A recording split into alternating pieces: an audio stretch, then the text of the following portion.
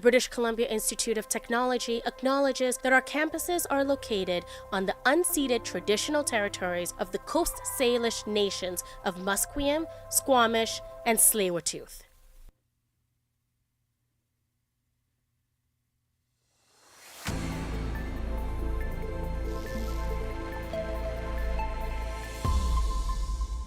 Good morning. My name is Avia Boulay, and these are your sports headlines at 10:30.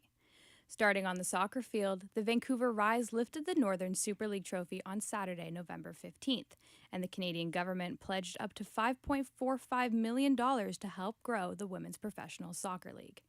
The Rise beat AFC Toronto 2-1 in front of over 12,000 fans at Toronto's BMO Field. According to the Canadian government, prior to kickoff, multiple ministers and honorables met with the NSL to announce that the agencies have begun discussions with the league to assess what needs they require to support the growth of women's professional soccer in Canada. The Vancouver Whitecaps are back in action this week. The Vancouver Whitecaps are facing Los Angeles FC on November 22nd for the MLS Cup playoff semifinal. The Whitecaps confirmed that tickets are officially sold out, with an expected 53,000 fans hitting BC Place for the clash. Moving on to the ice, the Canucks beat the Tampa Bay Lightnings at Benchmark International Arena on Sunday. Quinn Hughes had 4 assists for his first game back from an upper body injury. The Vancouver Canucks scored 6 straight goals to win 6-2 against the Lightning. The Canucks take on the Florida Panthers today at 4 p.m. at the Amerant Bank Arena. Hit in the field, the Saskatchewan Roughriders defeated the Montreal Alouettes 25-17 in Winnipeg last night to win the Canadian football's Grey Cup. The Roughriders head coach Corey Mace couldn't say enough about the quarterback Trevor Harris, who was named the game's MVP. That this was going to happen, and I understood what everybody says about him, and he's never been. You can't say shit no more other than Grey Cup champion, starting quarterback, MVP, and you better put a Hall of Fame next to that name too. Love that guy.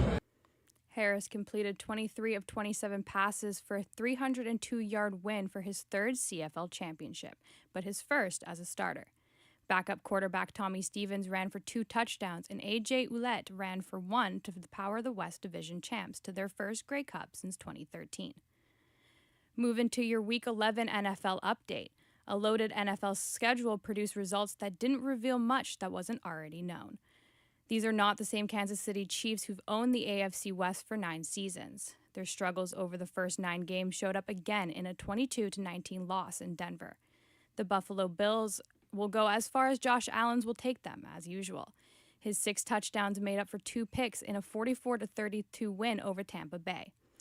The Rams took a 1-game lead over Seattle and NFC West, after holding on for a 21-19 victory when Josh Myers missed a 61-yard field goal try as time expired.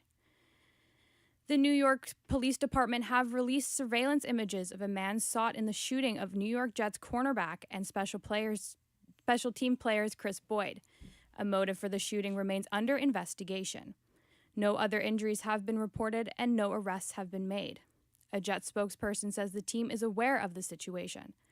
Boyd hasn't played this season. He's been on a season-ending injury reserve list since August. The controversy continues with sports betting. Rapidly expanding investigations are rocking the world of sports. Weeks after indictments involving a player and 2 current and former NBA coaches, the league says multiple teams, including the Lakers, have been asked to turn over cell phone records and other documents. ESPN sports betting reporter David Purim says there may have been a short impact, but the league will remain popular in the long run. About 18 years ago, an NBA referee admitted to betting on games he officiated. In terms of a betting scandal, it really doesn't get much worse than that. And here we are a couple decades later, and the value of NBA franchises are at an all-time high.